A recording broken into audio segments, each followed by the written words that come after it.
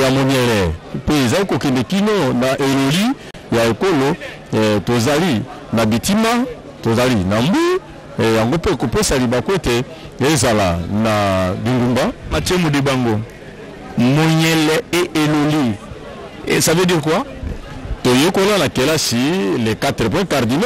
ko bete moniere ezali na est eloli ezali na ouest dongo nordi na sudi ezali nord na sud yango wana na bakete bale ya Congo ngelo moniere keiti na elite ya ekola biso Congo démocratique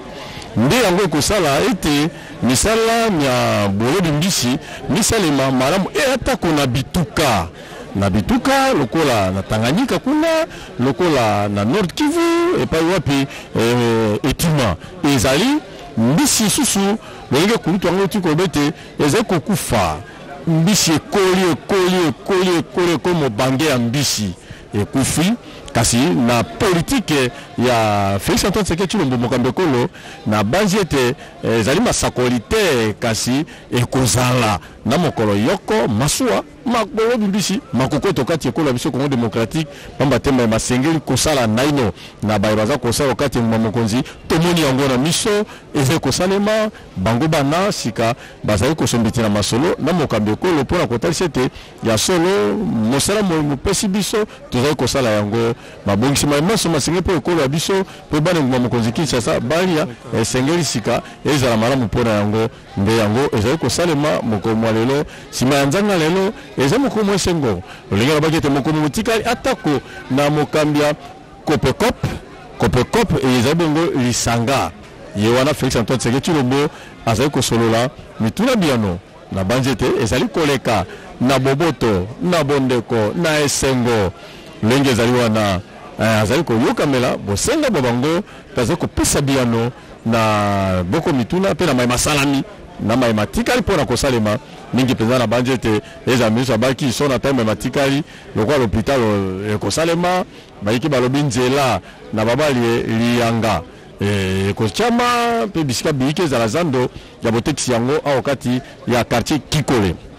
Quartier Kikole ezali ko matalatala yengwa mokonzi Kinshasa na commune e Ntsele pambate ezali commune e mibu na mibu utokala mululu motali bobomimbisi mozali kosala mabe kaka awa elakse ezali penza quartier e ezala mosala mola motali mosali mambisi na ebale ya Congo e pesi mo Congo e pa wa biso tozwami pona kotali sete ezali esengo kasi mokomo lelo lolenge babomimbisi bangwana baza kosala Mokambekolo soko na mobu moko mbala mibale Félix Antoine Tshisekedi Tshilombo akutani na bango ezali kotalisa lolenge kani epi melo nini Mokambekolo azali kopesa misala ya bomimbisi kati ekolo ya biso ezali kotalisa esengo ezali ezala na babomimbisi pona kotalisa lolenge kani esenge bana ko Congo démocratique basenge kobika na biloko ya bango kobika na mbisi ya bango kobika na eza kobimokati ebale ya bango soko mosala moikisa mokomi meke okati ya mazando mbisi ekomi meke na banzi ete impludi ekozonga mwa sima kwamba te kolia bio eza na litomba linene kolia bio mpondu ya bino fufu ya bino mbisi ya bino ebale ya bino ezali esengo kasi po ete bana ko Congo démocratique eke nata kona bituka eke ne bibai na bipai bisko uta ne bale ya Congo bakoma yango oyo uti ne bale ya Congo ekozala esengo kasi penza na komona ete misala miye balobi mbisi bazali kosala eza mosala mokete eza mosala mwa petete eza mosala mwa pambate bino nde bokoleisa babuta maiki okati ya mosala boza kosala bozali bato lokumu bozali bato na limemia bozali bato botombwami lolenge Mokambekolo akotombola bino lolenge mpe misala ya bino mizali kotombwama mizali kokende oboso kaka Mokambekolo te ezala ministre aza kokamba ministère ya bobomimbisi mpe boboko libwele ye mpe azali kosala maso po ete yango okende soko misala ya mbisi mitombwami misala ya bilanga mitombwami miso miza kokende boso ekozala mpenza esengo ya ekolo ya biso Congo démocratique Félix Antoine Tshisekedi Tshilombo wana na bilili na lipinga ya bebasaka misala ya bobomimbisi awa wakati ya commune ya Ntsele mingi penza na quartier e Kikole bazali kosolola boza kolenga na bilili bokomona mbisi outi be na ebale ya Congo démocratique yango ezali komonisama wana molobi asimbi abitala ngai mosala mongai naza ko sala butu moy na ko lia na ko tangisa bana na ko sala manso kati ya mosala moye bongo lolenge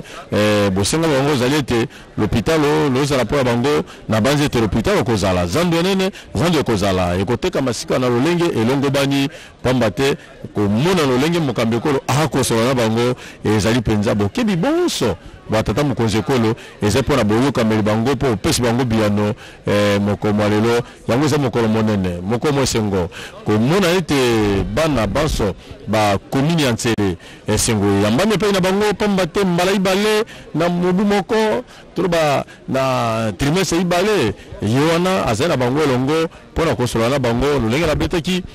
moi lisolete sanze uti koleka motoba omia tukumba na minei tabanze te mokambekolo azaki omoniele epai wapi akendeki penza pona ko bondo mitema ko pesa lisalisi lisungi ko solola ko kutana na bande ko babiso bazwaki likama na moto mongalaki na ngoma nya ngongo bongo sika ministre mokamisami ya bomimbisi yenda azalaki awa leko eye bokono bwa mbala isa to bokono bwa covid bozali ezaki na mo lipinga moke ezaki penza monene te metere eto samaki epai pasolaki na bango maloba nsango pe bisaleri bya mokambekolo oyo apesaki bango poete basa mosala mabango malamu soko bilele ngo bya mosala bizali soko bokasi bozali misami kosalema malamu misami bikosalema mizana litomba ezala na bomimbisi ezala na bakosomba epona nite bane ko Congo démocratique banso okati ya ebikeli elamu eye ekozala na bango banso mumaza esengo pona komontsama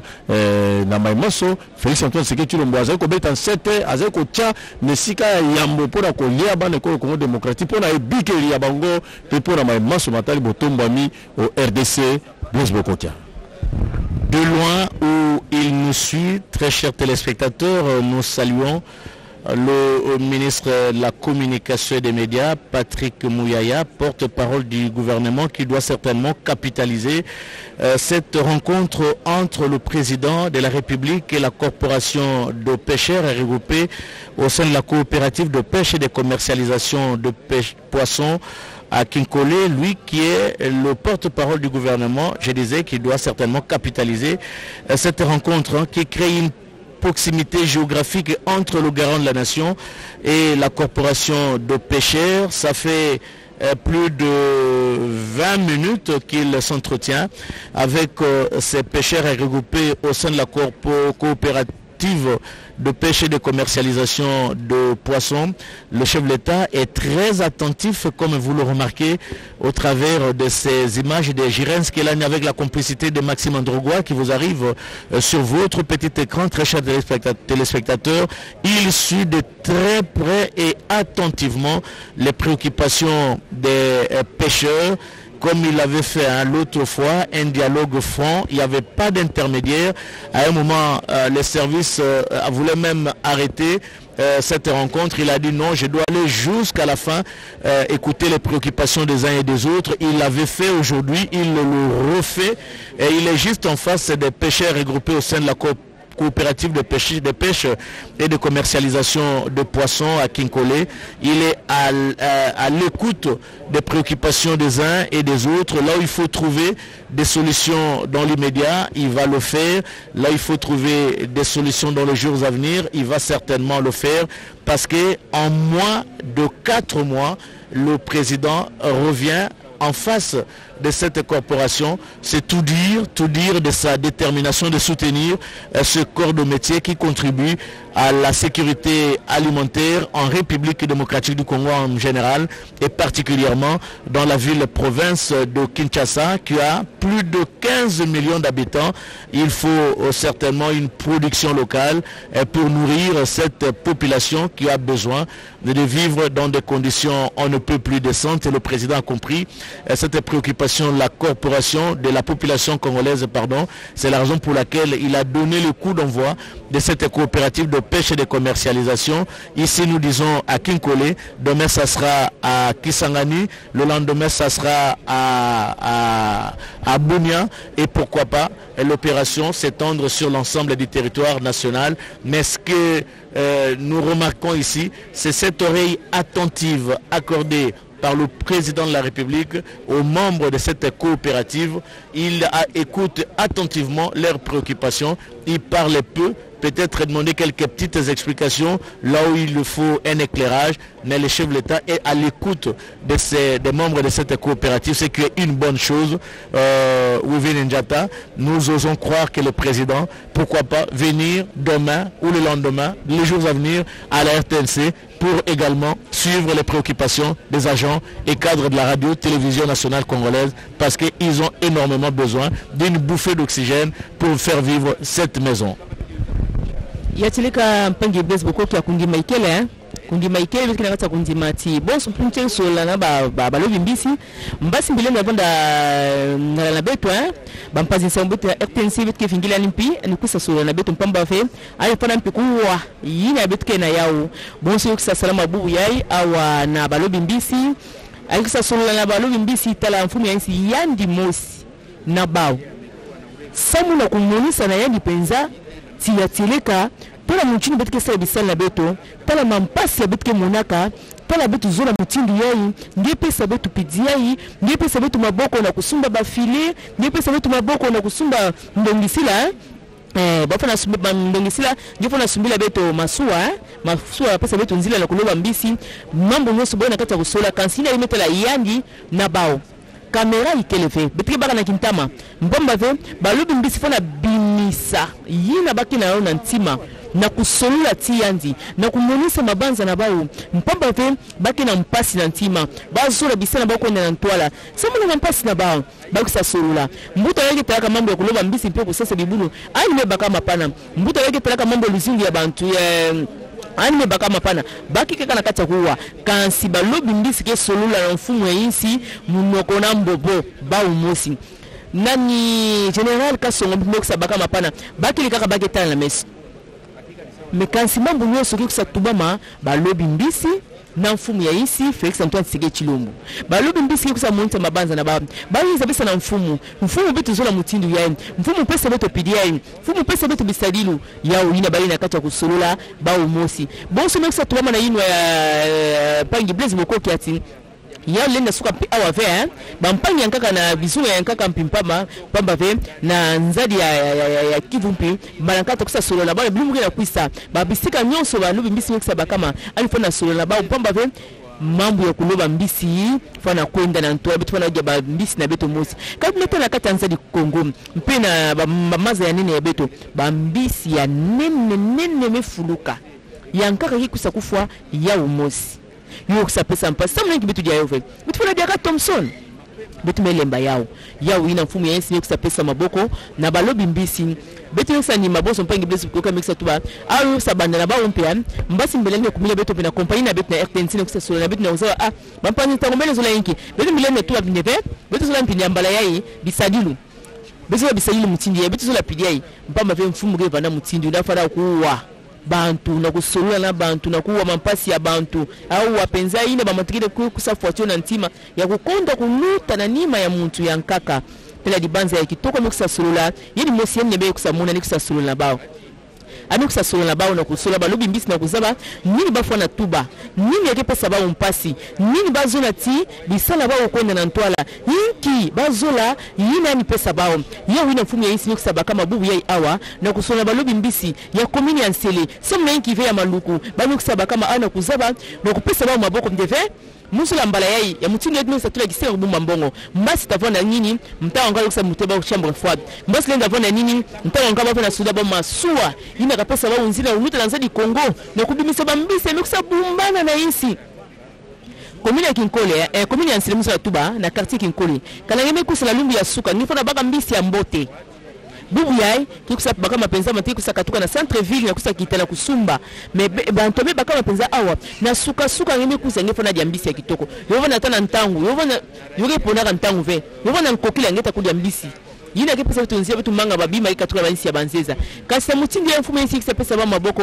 utavana dia kantalu ve ntalu lenda kita ina ne pesa betu nzila na kudia mbisi na ntalu mosi ya kufuana kana kansi dibanza ya mbote kusaba kama na kusalila bao inzo ya bisalu samu na kubaka penza milongo isa bisala mavimpi yokele bomek salaka ne bumbuke kusa yota kusa soba bosu bomek sala bubu yae mpamba ve bafona tumbula luzingu na baompangi Blaise Bokoke. Très chers téléspectateurs, nous avions observé un fait. Nous sommes au moins à 40 mètres de là où le président s'entretient avec les pêcheurs regroupés au sein de la coopérative de pêche et de commercialisation de poissons à Kinkole. Mais nous avions observé un fait, comme je l'ai dit, à chaque fois que le président prend la parole, il y a un tonnerre d'applaudissements qui s'ensuit, ce qui veut dire que les pêcheurs saluent bien sûr le mot prononcé par le président de la République pour soutenir cette corporation dans l'exercice de son métier, produire beaucoup de poissons et les commercialiser à Kinshasa pour le bonheur et le plaisir de la population de la ville-province de Kinshasa de se ravitailler ces poissons qui viennent fraîchement du fleuve Congo, parce que, nous l'avions dit, manger bio augmente quelques années de plus dans la vie d'une personne. Et c'est la raison pour laquelle le président de la République, Félix Antoine Tshisekedi, encore des tonnerres d'applaudissements, nous observons ça de loin. Très chers téléspectateurs, le président de la République, Félix Antoine Tshisekedi Tshilombo, a compris justement cette logique de faire nourrir sa population à partir de la production locale. Aujourd'hui, il soutient les pêcheurs. Demain, il soutiendra peut-être d'autres corporations qui contribuent à la sécurité alimentaire dans notre pays. Cet entretien se poursuit sans relâche entre le président de la République, Félix Antoine Tshisekedi Tshilombo, et la corporation des pêcheurs ici au niveau de la cité de Kinkole. Nous sommes dans la commune de Lancelé. Il est 17h juste dans ma montre. J'espère que il en est de même chez vous, parce qu'on a toujours dit chaque montre a son heure, mais c'est pas, il n'y a pas de vantard. Moi j'ai le temps universel parce que mon métier exige que j'aie une heure universelle. C'est la raison pour laquelle je parle de 17h juste ici au niveau de ma montre et ici à Kinkole. L'entretien ou les entrevues se poursuivent entre le chef de l'État et les pêcheurs regroupés au sein de la corporation des pêches, coopérative de pêche et de commercialisation des poissons ici à Kinkole. Mathieu Modibango. Kinkole, c'est l'une, je vais dire Ntsele, où nous nous trouvons actuellement à Kinkole. C'est parmi les 24 communes que compte la ville-province de Kinshasa. Je parle bien la commune de Lansele. Yasolo commune Lansele ezali yoko okata commune tukumba na mine ya mamukonzi Kinshasa kasi ezali commune biloko ya Milona bimaka mike soko na koti na Milona na komona mami matali lokola Songo, mami matali Masango, Makemba, biloko bina biyaka meke ezala kwanga utaka meke na commune ya Ntsele lokola pe moninga waye maluku e bakangemi kasi mingi penza bokeseni bozali na commune ya Ntsele na quartier Kinkole ezali bokeseni botali mbisi ne bale ya Congo. Awa tozomi na lobala ya Kopekop, lobala ya Kopekop ya Kinkole ezali bongo na balabala eliyanga ezali kombo ya mbisi na banzete balabala iso ezomi awa na commune ya Kinkole balabala ezali na kombo na yango wana mokambekolo akosolola na balobi mbisi ye wana zali kosolola na bango nazali kobete balabala ezomi awa au quartier Kinkole ezali na kombo ya mbisi nde ezali bokeseni bwa quartier eye au commune ya Ntsele bongo lobala ya bango banso balobi mbisi bazomi okati ya etando ya mokonzi Kinshasa lobala la bango lozomi lokuna na commune ya Gombe kasi pona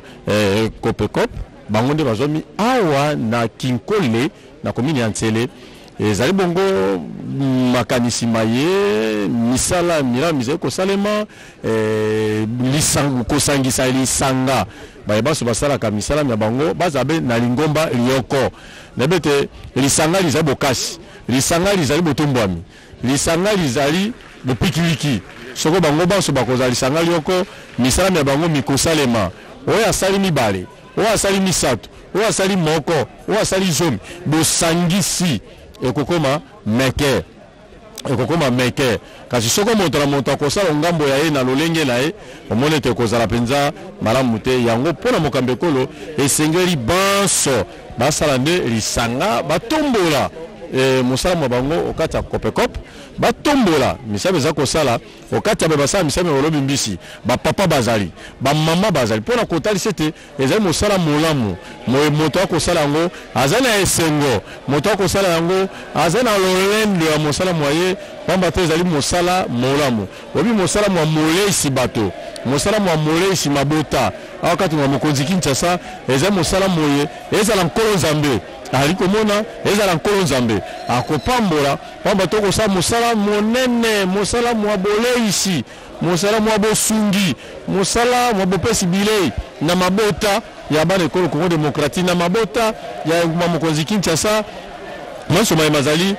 mosala monene momoza kosalema bongo Félix Antoine Tshisekedi Tshilombo azali wana koyoka moko na moko likanisa zali kobimisa moko na moko oyo ezali bosenga bwa ye mpona koyeba bongo kopesa eyano kotala ete biso baso yo esika ozali kosala ngai esika nazali kosala ngai mpe na elobeli ya ngai yo mpe kuna ozali kopepa ebale yo kuna ozali kobwaka monyama oyo mosusu akobeta ndobo ya ye mosusu akotambola na bwato mpona koboma mbisi biso banso soko tosangisi misala ya biso lisanga tosangisi misala ya biso bomoko tokosala mosala malamu tokotomba misala ya biso tozali kosala litombala yango ezala ebandeli ezala suka ezaka nde mpo bana ekolo bali ya malamu bali ya mbisi ya mai na kobeta sete mbisi ya mai eza kobima okati ya ebale ya bango moko eza kobima okati ya bitima ya biso moko kobima okati ya mu ya biso pote esunga penza na lolenge elongo bani talaka likanisilie lizali kokutana emonisa ya mokambi ekolo okati ya mabanzo mabalobi mbisi ezali kobota soke monisa ya mokambi ekolo eyinge okati ya bango oyo tozali komona bilembo byango omoni lelo ezo mesika eye bakobomba mbisi ezo mesika eye bakosala mosala botekisi mbisi malamu ebomba mesika eye bato banso bakutani pote mosala mwa bango mosalema malamu penza esengo ngai na moni yango kaka ngai te eza ndeko anga Blaise Bokokia lolenge balobi mbisi babeti maboko makasi epai na mokambi ekolo natalisi ete ya solo mosala mwa bango longonya mosala mwa bango moko kende oboso elongo na emoniseli ya Félix Antoine Tshisekedi Tshilombo alobaka ngo kata disikule ya ye mokolo akokamata mpivo pona tina bomemi mbongwana omambi maike mbongwana ne bikela bana ekolo mbongwana omisala ya ndenge na ndenge misala ya bolobi mbisi ezepo kati ya kompania mwa mikepe mwa monene soki kosalema na lolenge ya malamu lolenge olengaka petite moyenne entreprise ezali kompania mwa mokepe mwa minene oyo kosunga ete etombola misala mike bolobi mbisi ekopesa misala na bilenge bolobi mbisi ekokela bisika bya ndenge na ndenge bikosunga ete ezala quartier Kinkole o commune ya Nsele ezala quartier Nzike ezala commune susu ezwa pe ebikelela monzela ya commune yoko pamba te commune esoke boti malamu sala motali mbisi ekokende commune iso tokolia yango tokolia malamu kokoma au kati ya commune ya Nsele na quartier Kinkole ezala ko likamba te kokoma na lopete okokuta yango na maboke lolenge tekamaka na tono lokole chami po mbise kenda kamala mona kwanga te ona bete ezala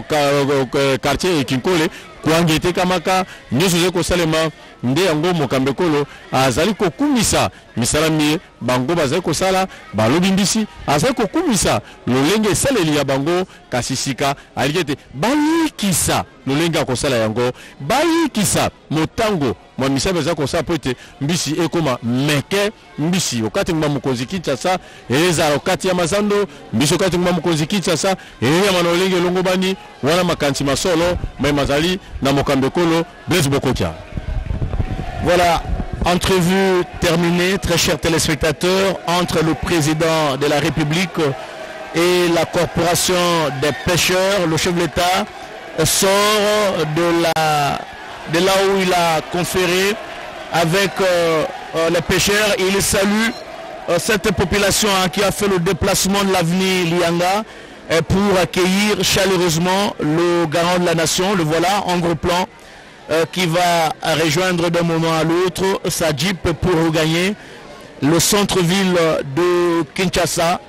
La destination, nous ne savons pas, mais la direction, certainement, au niveau du centre-ville de Kinshasa. Il salue le comité d'accueil. Vous avez remarqué également la présence du ministre Molendo Sakombi des Affaires foncières, le ministre Adrien Bokelo Djema de la pêche, le gouverneur de la ville, province de Kinshasa, Jean-Tini Ngobila, Silvano Kasongo, commandant de provincial, la police nationale congolaise. Voilà les derniers entretiens avant que le chef ne monte à bord de sa Jeep